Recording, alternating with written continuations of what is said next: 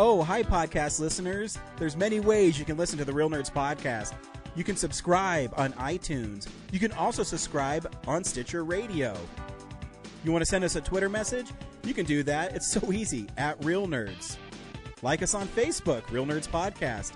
You can visit our website, realnerdspodcast.com, where there'll be a lot of articles for you to not only read, but to listen to our previous shows. Do you like your stories told through pictures? Then you can also follow us at Real Nerds on Instagram. You can also call us, 720-6nerds5. Thanks for listening and enjoy the show. Camera, action! Well, a real nerd knows who shot, and a real nerd can follow the plot, and a real nerd can... Doesn't talk film! I'm sorry. Take it outside.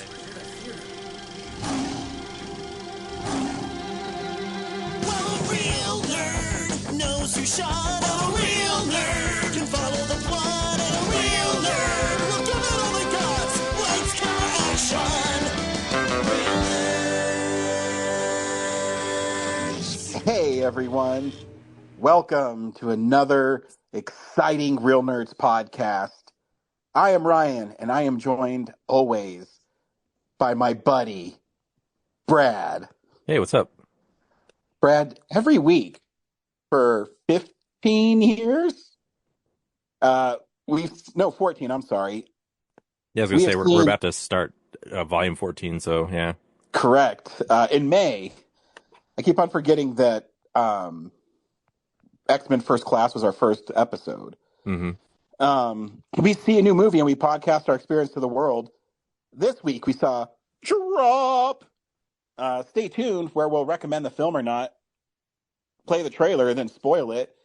Then we'll also talk about the big movie news of the week and then stuff we've watched throughout the week, because we watch movies because that's what we do. We haven't grown up, Brad, since our early days of young whippersnapper.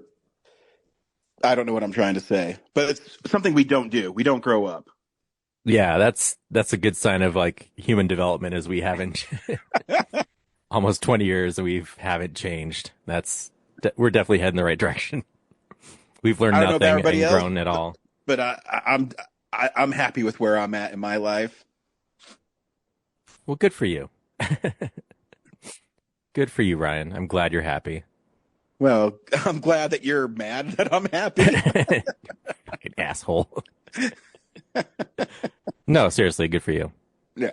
I'm a lot farther behind than you. That's what's upsetting me. Well, no, it's just, sometimes you got to find someone that puts up with the shit you love and doesn't really bat an eye for the most part. Oh, not even that. Like, I'm fine with being alone, but like, it'd be nice to, not be broke every month, have some savings and live on my own. That'd be great. That never changes, Brad. What sucks is the only reason I can do this is because I have two incomes. I don't even know how. There's no way a single income people can do anything now. You know what I mean? Oh, I do. Well, I guess you do, yeah. But because if I didn't have my wife's income, who makes more money than I do, then I couldn't afford my house and the stuff I want to do. And I'd be, yeah. It's almost like it's by design that you have to pair up with somebody to sustain a living. Well, talking to even my wife, we've gotten lucky on both our houses.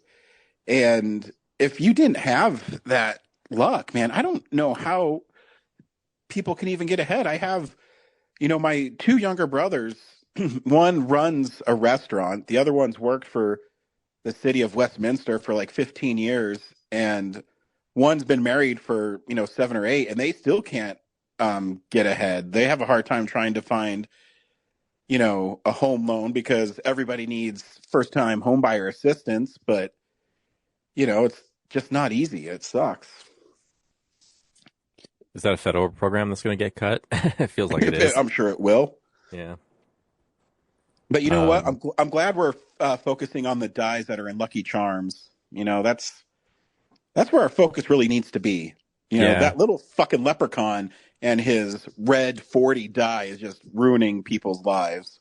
You know, if I hadn't eaten so much of it as a kid, I'd probably be like so like muscle roided out by now. Like I'd be so manly. But I ate Yeah. all those Lucky Charms marshmallows as a kid, and I'm just like this scrawny bitch now. Well, see, that's your problem, dude. You didn't shoot up heroin and become an alcoholic and now are in charge of the health and human services. Come on, bro. Yeah, man, I really just went the wrong path out of high You school. did. You know, it's not too late to start the heroin. Do you know where I can get some heroin? You should. You're a cop. Yeah. I'll just get you some out of my evidence locker. Sweet. And I'll You just, are my heroin. yeah, I will just say that, you know, it got lost. I mean, there's nothing can happen to me if I say evidence got lost, right? Yeah, there's no accountability anymore. Fuck it. Cool, sweet. Especially for cops, right? Yeah, totally. It's part of your qualified immunity, right? Oh yeah. Well, I mean, don't worry. If you think that the administration right now is for cops, he just pardoned some lady who used a GoFundMe page for plastic surgery funds instead of helping a fallen officer's funeral expenses. So you know, they're just all for us, man. Nice. I mean, if it's not partying January 6th guys who beat the shit out of cops, then it's this lady who used funds for a fallen officer's funeral for her plastic surgery, which is very important. You know what does make me happy though? Tikka marsala. Have you had this? Have you tried this? You know what's funny is I had some last night. You're talking about Indian food, right? Yeah. Yeah, I got Laura, my cousin came over, and I was at work, but they are working on, Kellen's doing a science project, and he made 3D printed homes for it. And so when he came over, Laura ordered Indian food, and I got tikka marsala mushroom and chicken, and it was amazing. Isn't it? Like I might have had it like when I was way younger, but Mm-hmm. a couple of months ago, like with the whole Esquire stuff, like we went out to Indian food and I was like, oh my God, this like just feels like good filling food. Like, Oh, So- man. yeah, That's funny you say that because I try to tell everybody that Indian food is so amazing that it's one of my most favorite foods because, you know, the curries and, you know, your tikka marsala, it just tastes so good. And I don't know how to describe it. it smells but- so good too. Oh, yeah. What kind of rice did you get? You get basmati or saffron? Basmati. Okay. You know, if you want to branch out, get the saffron. It's really, really good. Yeah, I will. But yeah, Yeah. I tell everybody there's a great buffet on 44th and Wadsworth. It's called Yak and Yeti, and it's like $16, and it has all these like salads and fruits, and then their entrees are like a mixture of vegetarian and chicken. And it's so freaking good. They have these, what is it? They're like mangoes. They're like pickled mangoes, I think is what they are. And they're like sweet and sour. Oh, man. interesting love you it. picked that one out because we shot part of Stalker there Oh, really? at that restaurant. Yeah. Yeah. Yeah, that's awesome. No, I love Indian food. You got to get some naan, you know, dip it in there. Oh, Yeah. man. It doesn't have to be spicy either because I'm not one who does well with spicy stuff. So I just leave the spice out and it's still so good. Oh, yeah. No, how they, you know, I've watched how the Indian culture prepares their food, and man, it's pretty intense. You know, just the right level of seasonings, and you know, I think it helps with that. The coconut milk is usually what's used, and yeah, dude, I'm on board. I fucking love Indian food. Yeah. So anytime you want to go, I'm down for Indian food. Yeah. The one on 6th Avenue is open 24 hours. So you can go anytime. Yeah. I know. I was like, this place can really sustain a 24 hour. There's actually two places. One does like almost like a Subway sub version of chicken tikka masala. So it's, Oh, hey, I'm down. yeah. There's that one. And then like, just like a block up, there's like the traditional, you know, different courses and servings version. It's a little more expensive, but it's 24 hours, which is awesome. You know, that whole area of the world, the Indian, Middle Eastern, Asian part is, I love the food over there. I love it. Every time we go to Disneyland, I make sure I get shawarma at Avengers Campus. Hell yeah. because they even have a breakfast one. Oh, dude, I'm telling you. And I don't even like egg that much, but when you put in, the Middle Eastern spices, I'm down. Yeah, there's also over at DU, there's this place called Jerusalem. I'm sure you've been there. And like, their Middle Eastern food is fantastic. Oh yeah, I Also have open late.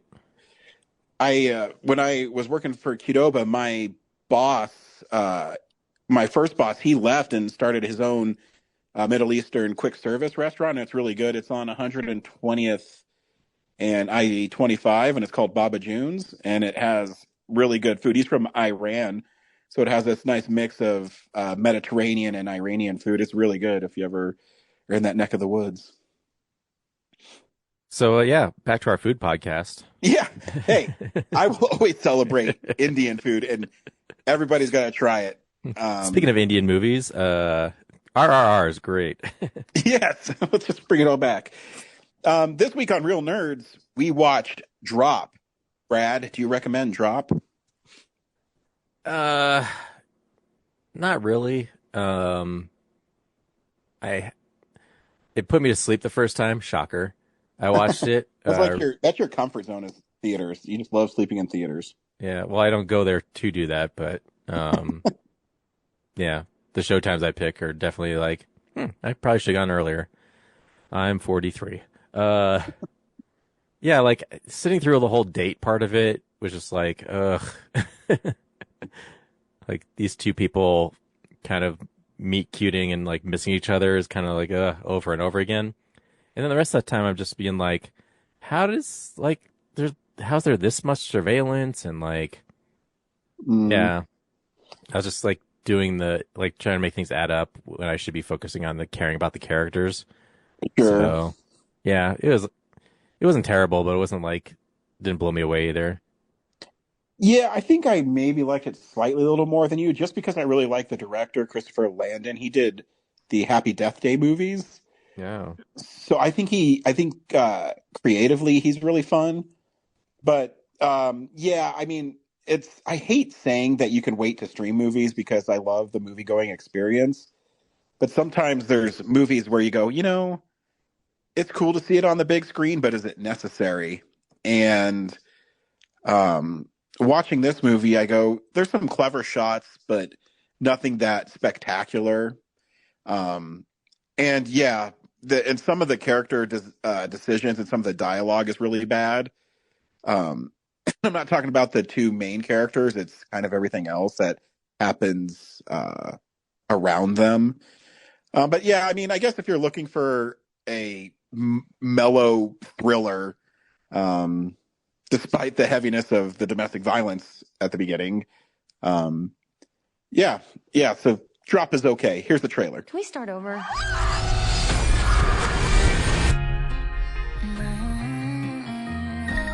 Somebody keeps sending me these. You gotta be within 50 feet to send a drop. It's someone in the restaurant.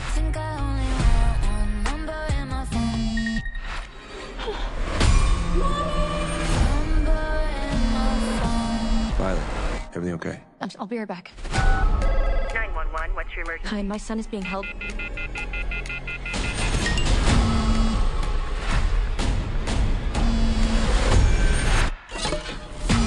What do you want from me?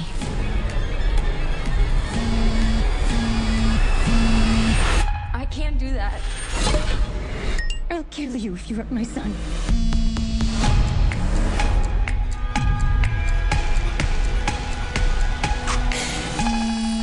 When I find out who's threatening my son,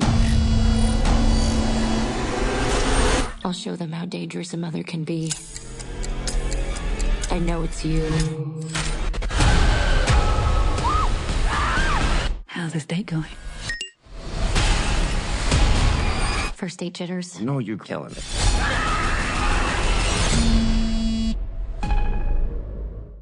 Drop is about a young woman named Violet who is unfortunately part of a abusive relationship that they highlight at the beginning. And, she doesn't want to go on dates. She has this cute little kid. But she decides after a while that she will go out with this guy named Henry, and they meet at this really fancy restaurant called Palette.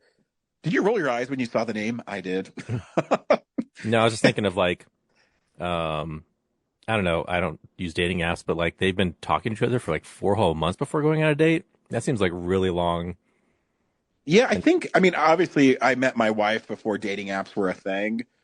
But I think Bumble, I heard, is one of those apps where you kind of just meet people and you decide, if you want to date them. I could be wrong. I'm guessing because she's like apprehensive because of her, violent relationship with her ex. Like she probably is like, can we wait 2 months? But like 4 just seems so long. Yeah. So they meet at this restaurant and this guy seems really nice. While she's at the restaurant, they kind of give it away in the trailer. She's has to do all these things to, or this home invader is going to kill her son and her sister. And first she has to delete or destroy the SD card in his camera. And then after that, they want her to kill her date. And you have to guess who this person is that's watching her. And when I watch it, I don't know if because I see so many movies, but I picked out who it was almost immediately. I'm like, it has to be the dude she bumped into at the beginning. The blind date guy, Yeah. I didn't pick up on it right away, but also like the reveal wasn't that interesting either. Like not seeing that, I was like, oh, it's that guy. Okay. Yeah. And the only reason I did, like I see so many movies, but they tried really hard for it to be, the good looking dude who's just standing there on his phone the whole time. And I thought it was just gonna be her date. Like I was looking for like the elaborate thing of like, why is he trying to convince her to kill him to do something? But yeah, so like finding out there's just like the guy on the other date is just like, like the real villain is the congressman or whatever that's putting everyone up to it. The city mayor that her date works for. Yeah. It's like this whole storyline you don't see. It's a whole other thread that happened off screen. So you barely get a glimpse of. So it felt underwhelming of like, all right, that guy's the bad guy and he's angry and okay. Then the mayor gets hauled away in handcuffs and like a news report later. So yeah, like a post credit, newscast later. Yeah, like we barely know that guy, but he's the real villain. It's a device that Family Guy and The Simpsons use all the time, where it's always like, Kent Brockman tells you basically what's happening, or Tom Tucker. And then, it's, like I said at the beginning, the performances by the two leads are pretty good. Some of the dialogue and the other people involved is just whatever. The comic relief of their waiter, I didn't think he was funny at all. I just thought he was kind of annoying. For the longest time, I thought he was the director. I was like, oh, that seems like a director cameo. But it's not. But then he just keeps showing up. And it's not really his fault. It's kind of how the character is written. And even the villain guy, sometimes, I don't know, where he says, you're playing checkers while I'm playing chess. Yeah. And I'm always 2 moves ahead of you. I go, man, how more hacking can this be? I've heard these lines in every B-rated thriller before, Yeah. I don't know. I just was never intrigued by the film, but I never thought it was a bad movie. It just didn't move me one way or another. Yeah, I felt like I was just along for a ride, and then it was over. I was like, cool, all right, that was a thing. Like it just really didn't connect. And also the big action piece in the whole movie is in the trailer when she gets sucked out the window. So it's like, I don't understand. I guess I don't understand the physics of it, of where she gets sucked out, but her date is able to grab her, like he doesn't get sucked out. Yeah, I didn't understand that either. Or if you're so high up, if a window breaks, does it suck you out like in Star Wars? I assume if there's high winds going on. I mean, I guess maybe. The pressure that high. I mean, I'm no scientist. I don't that was know. and also he was shot, so he's like, not only is he defying the physics of getting sucked out that window, but he's also like super weak at the same time. I always want to do a movie where the guy dives to stop someone from getting shot, and he just goes right by him, and the person gets shot just because. They did that in 22 Jump Street. Oh, that's right. Yeah. But also, too, I mean, real physics, if you get shot, the bullet's still probably going to go through you. But, yeah. And I love, too, when he got shot and he's like, no, run, go get your kid while I'm lying here dying. I'm sure somebody called an ambulance, right? Yeah. It wasn't you, it was one of these other people in here. Yeah. Yeah, because didn't that poor, like, bartender lady, she got shot, too? No, she got stabbed. Yeah. The whole time she's just trying to help that lady, and that guy's like, you know what? Fuck you, lady. And stabs her in the back. Yeah. Like, Talking about being at the wrong place. Jeez. And also like playing chess instead of checkers, like he just goes full like just like no stealth mode at all, just like in front of everybody. Yeah, he's shooting out the place. Like, you know what? I'm gonna die, so fuck this. I'm gonna ruin everything. Yeah. But yeah, it's fine. And hey, so the dude who took off his mask at the end, am I supposed to know who that was? Yeah, that was the utilities guy who's like has to do the cable check or whatever before she leaves for a date. Oh, okay. The guy in the window. Yeah. I totally missed that part. Oh. Yeah, I picked up that one. But that was another one where I was like, oh, really? It's that guy? Okay. No. Yeah, because I remember her waving at him, but I guess I didn't remember his face. Yeah, no, it's brief. And yeah, like early on, I'm just like, oh, he's probably the guy who's involved with the bad guys somehow. So that's funny. You picked up on that guy right away. I picked up on like the main villain seat together. Yeah. We could have cracked this movie if we watched it together. Yeah. I had to see this movie at Regal. And Brad, why, if there is 100 seats in a theater and only, I don't know, maybe 10, 12 people, because I saw it during the day on Tuesday. It was the first showing. It was like 11 o'clock in the morning. So it's been out for like 4 weeks. Yeah. I mean, this week. Yeah, this week. But, it's not going to be heavily seen by that many people. Later on at 5 and 6, it's like a date movie, So a lot of times I like to sit in row 4. For some reason, I just like being in, away from other people. I get it. Yeah. I like to be a row 4. I like the screen to kind of go around me, and I like to be in the movie. Does that make sense? Oh, yeah. That's how I go to Regal, and I get they were really cool there. I got a small Pepsi Zero, and they gave me a large Deadpool and Wolverine cup with a little Wolverine. Because the girl says, hey, we're supposed to give these out with the smalls because we have so many of them. Like, all right. Yeah, they have so much extra merch. Yeah. Yeah, so I got the Deadpool Wolverine, and then I got a little Wolverine action figure with him sitting in a movie recliner with popcorn. I'm like, hey, all right. So that was cool of her. And so I go into the theater, and because it's Regal, the movie started at 11. I knew if I got in at like 11:10, I still wouldn't miss anything, any trailers or anything. So I walk in, and there's the commercial playing. So I always pick like row 4, seat 8 is usually the center row seat. Again, when I buy my seat, there's literally like 4 or 5 people in the upper stadium part of it. And so I walk in and I look down, and there's 2 old people in seats right next to mine. And I'm like, the fuck? So You bought your tickets online? Yeah. Oh, yeah. I think there's a discrepancy because when I go from Fandango to Regal, the seat maps are not the same. So it may be like, yeah, because I buy mine on Fandango because I get a lot of points for doing that.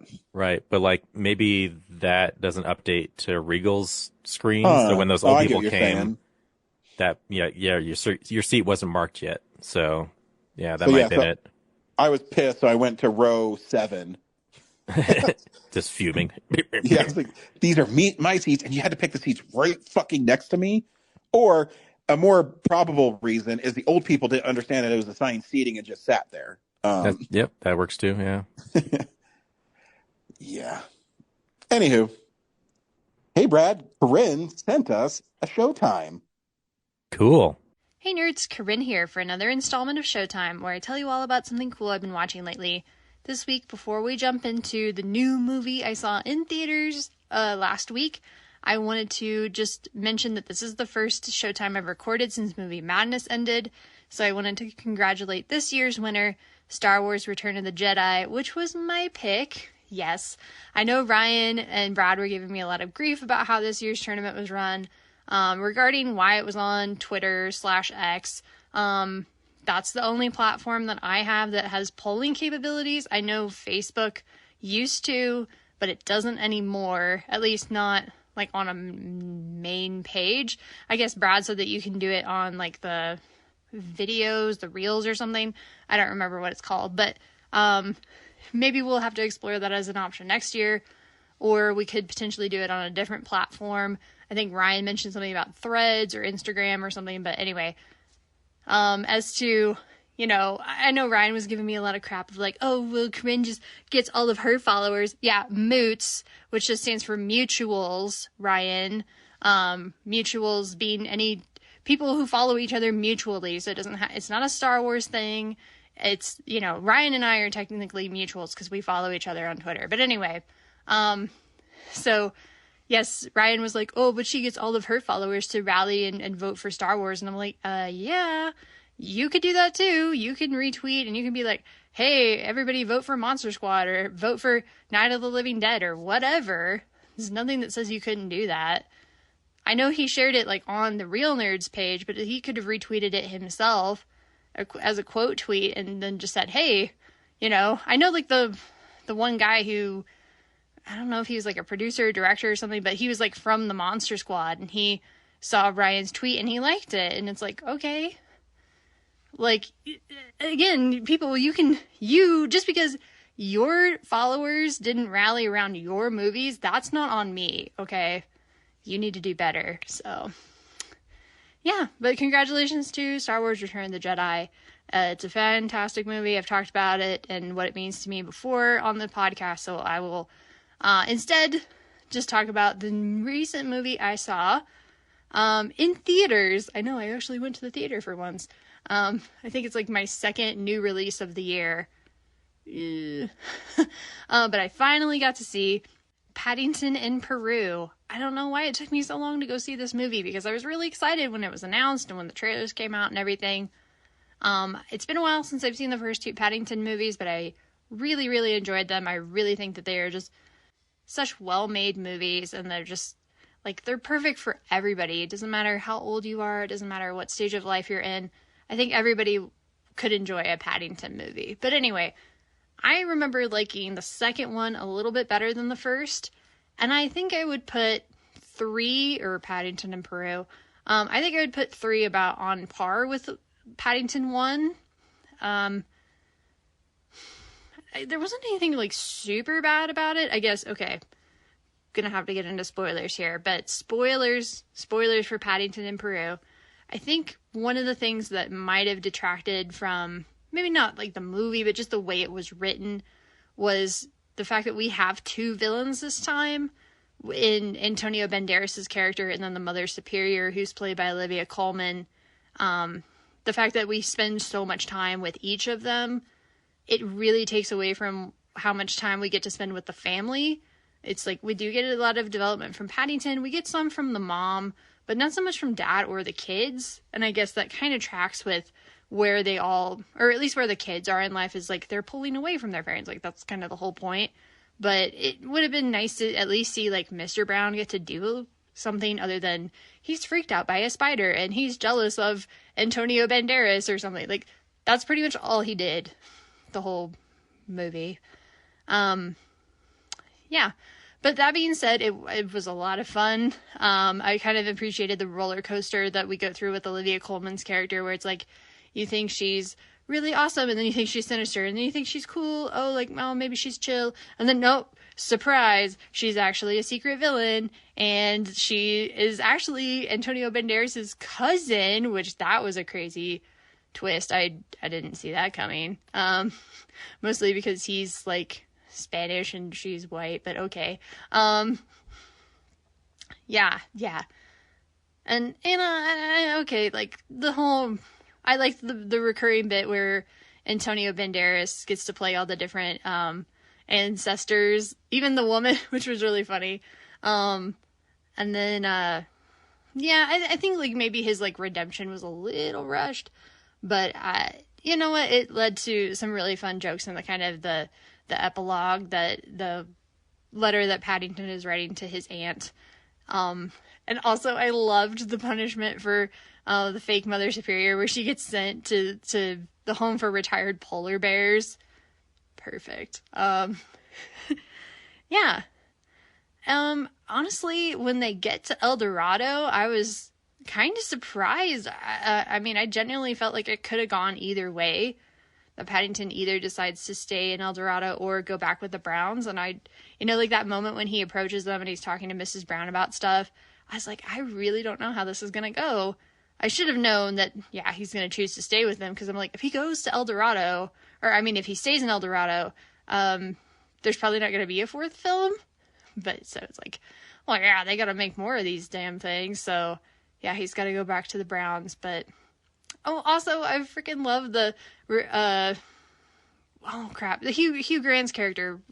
I keep wanting to call him River Phoenix, but I don't think that's right.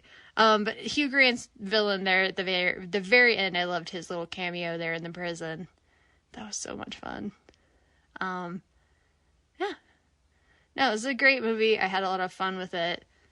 It was just, yeah, and I had the whole theater to myself, because not only did I see it several weeks after it released, but I also saw it at like 3 or 4 p.m. on a Wednesday. So that was one tiny upside, was I got the theater out to myself. So yeah, next time I actually have my subject matter planned out, I will be talking about an old school musical that nobody remembers and nobody ever talks about. So I will check in with you guys next time about that. Until then, keep it real, nerds. Bye. Hey, she's bragging about how she purposely set up all of our movies to lose against her movies and her Showtime. So great job, Corinne.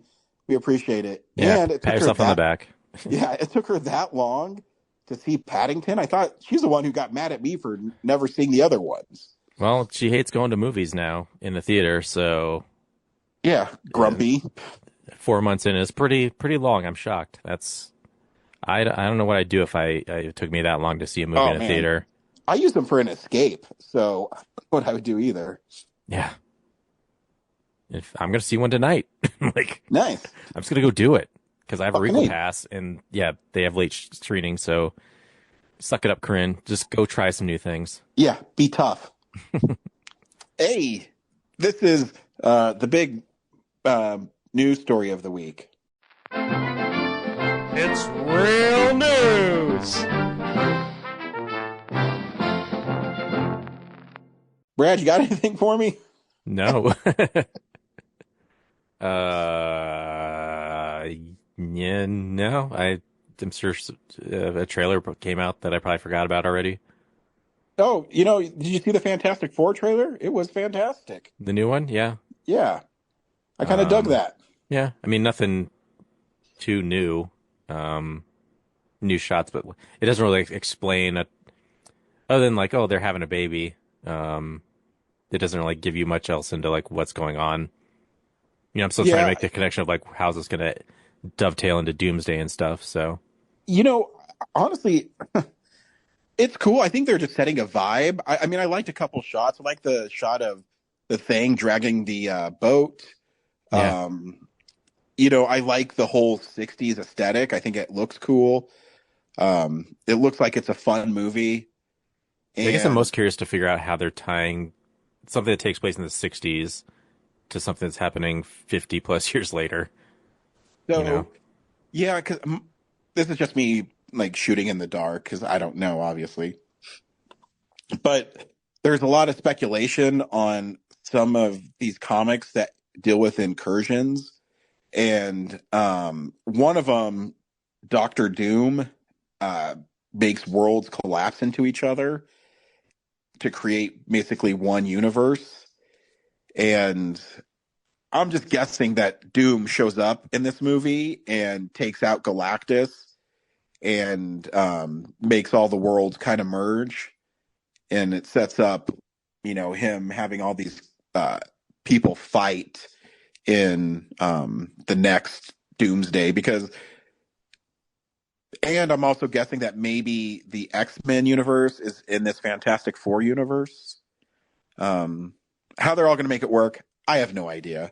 But yeah, because also like Captain America, they have this.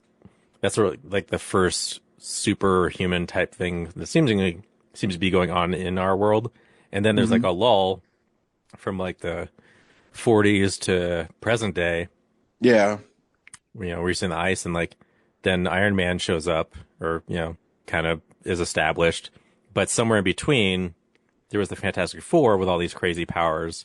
And in Iron Man, you never get the sense that like, when Thor shows up, it seems like so strange. Like, ooh, how could it, like, where are all these people coming from? But apparently there's like a rock guy and a stretchy guy and an invisible woman in the 60s that no one was really talking about.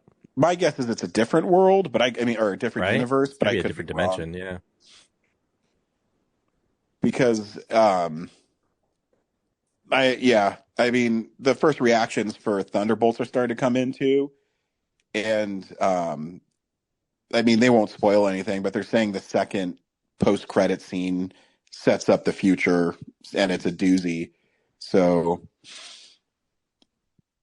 maybe Doctor Doom shows up in that. I don't know. We'll find out pretty soon. Yep. I mean, they only have Thunderbolts and Fantastic Four before Doctor Doom shows up, so we'll see. It'll be fun. I mean, I love the cast. I think it looks like a fun movie. Oh yeah, it looks. Yeah, I'm just so curious about where it's going. Yep. I feel like we've been starved since what is it? Shang-Chi. Like, yeah, it's just like post-credit scene, and like all these things setting up stuff that just went nowhere. Yeah, and he was definitely one of the characters when they did the reveal that I was really stoked that was in the next Avengers movie, because I felt like his movie was really fun and I wanted to see more of him. And I mean, how long does Shang-Chi come out in 2020 or 2021? I think it's 2021. So yeah, so still 5 years. That's a long time. Yeah. Fuck. Same with Spider-Man. What the fuck? Remember when I was spoiled and there's like a Spider-Man in a movie every fucking year? Yep. You ate. I did. And now I get nothing. Because I went Civil War, Homecoming, Into the Spider-Verse, Far From Home, Avengers, and Across the Spider-Verse, and then I got No Way Home. And now, fuck. Bullshit. Well, I guess another piece of news I think I saw was that the Batman Part 2 might get canceled. What? Yeah. Matt Reeves is like, if things don't go the right way pretty soon here, he's going to have to dip. So, because like Robert Pattinson signed on to some movie, so it's like delaying it now. Well, I mean, and it's not really Robert Pattinson's fault. I mean, was he supposed to just wait forever? Yeah, no, he's got to work. So yeah, fuck.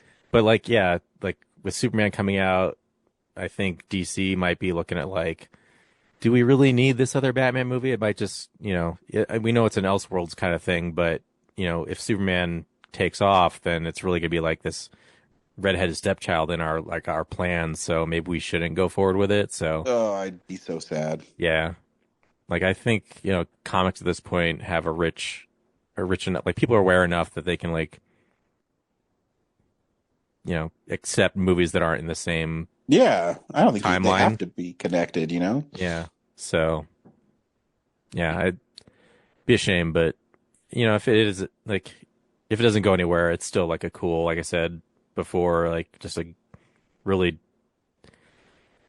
good snapshot of like the Dark Knight detective version of Batman. Yeah. Like, glad I finally made it to a movie instead of like just being like a straight up action thing.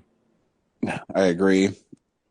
But maybe they'll work it out. I don't know. I mean, Batman's not going to go away, but yeah, but maybe like James Gunn's version of Batman will also be like more detective heavy. So there's that too. Yeah. But yeah, and that's a bummer. Yeah. Again, it's the internet, so it could just be fake. And But I mean, I do know. I know Robert Pattinson said something about it. He's like, "Are we ever going to do this?" I was young. I'm going to be like old fucking Batman by the time we make this. So it's true. Yeah, there's that. Yeah, fuck. Anywho, we watch things throughout the week in a segment I call "What We've Been Watching." So, yeah, this is the stuff we've been watching. Brad, anything of note this week? Nothing much. Just the Mayans doing a David Lynch series this month, so I took the opportunity to finally see Blue Velvet. Oh. Which I'd never seen before, and yeah, it's weird. A David Lynch movie. Yeah. Now I know where when Jay and I think Jay and Silent Bob Strike Back, he says like, "I'll fuck anything that moves," or maybe it's Clerks 2. Yeah. Like I thought that was his line, but it's totally ripped off from Blue Velvet. But yeah, it's not pointless to describe the plot other than like some kid finds an ear on the ground and then goes on this mission to investigate this lady who lives in an apartment who's like got Dennis Hopper as her like abusive boyfriend, and he sort of kind of tries to rescue her from him. Yeah, and everything's just super weird and awkward the rest of the way. So, yeah, I applaud Lynch for just like making art. Yeah, he doesn't follow rules. His movies, you either love them or they're there. Yeah, I didn't go in expecting it to be like some conventional linear narrative, but yeah, again, it was like dropouts just sitting there going like, "I'm along for the ride." Yep. Okay. Yep. That's how I felt watching Mulholland Drive. Yeah, and there's points too, like the performances felt like I was watching like takes from The Room. Just like the line delivery on some things are just like, that is like a Tommy Wiseau delivery. Wow. So, yeah, that's it for me. Yeah, I didn't watch very much either. I watched the Disney documentary, Not Just a Goof, which is about the Goofy movie.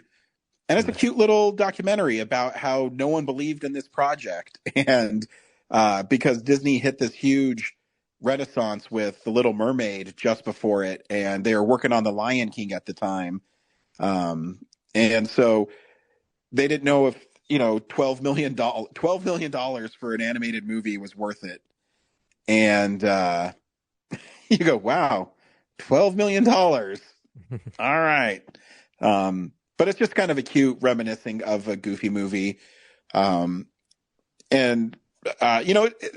Goofy movie, have you seen a Goofy movie, Brad? I haven't, but yeah, there's a huge following for it.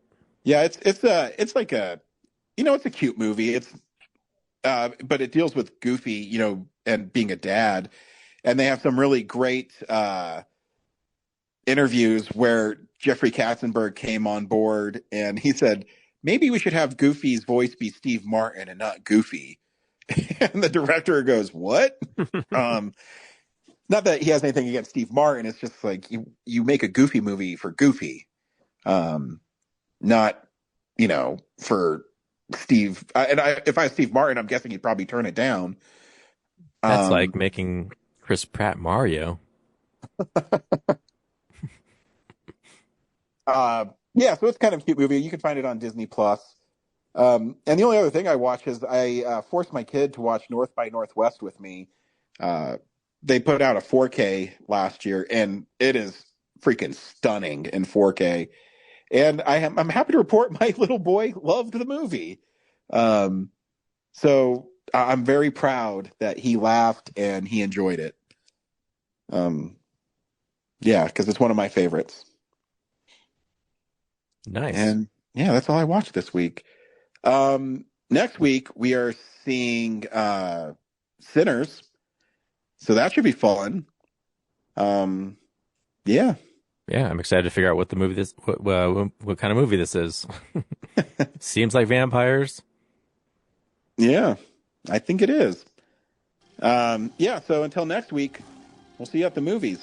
Well, a real nerd knows who shot nerd can follow the plot, and a real nerd will give it all they got. Lights, camera, action. Real nerds. Thanks for listening to Real Nerds Podcast, a Nebulous Visions production. Stream or download episodes, read articles at realnerdspodcast.com. Stream us on Apple or Google Podcast, Stitcher, Spotify, or iHeartRadio. Follow us on Facebook, Real Nerds Podcast. Twitter and Instagram at Real Nerds. Watch us on YouTube, Real Nerds Podcast. Email us at realnerds@gmail.com. Call us at 720-6nerds5. Thank you to Sparks Mandrill, Mike at Plan 9 Studios, and Bolognium for all of our groovy theme songs. And that's how you fucking do it.